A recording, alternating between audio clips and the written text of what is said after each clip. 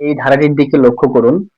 দেখুন এখানে একটি বড় ধারা দেওয়া আছে, তবে এখানে একটি সংখ্যা ভুল আছে, সেই সংখ্যাটা আমাদের বের করে নিতে হবে।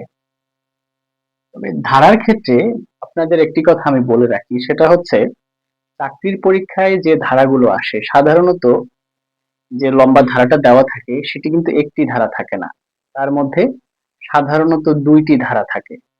সেজন্য আপনাদেরকে এই জিনিসটা একটু লক্ষ্য রাখতে হবে যে এর মধ্যে ধারা কয়টি আছে।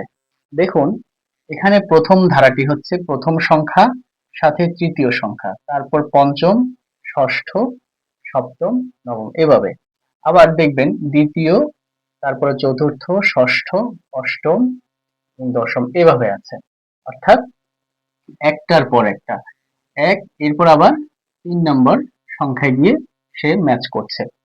প্রথম যে ধারাটা আছে এক, দেখুন প্রথম সংখ্যাটা এক, তারপর তৃতীয় গিয়ে 2, এরপরে 3। তাহলে দেখুন 1 2 3 4 5 6, অর্থাৎ এখানে যে ধারাটা আছে প্রথম ধারা অনুযায়ী এখানে কিন্তু কোনো ভুল আমরা পাইনি, 1 থেকে 6 পর্যন্ত আমরা একদম ধারাবাহিক পেয়েছি।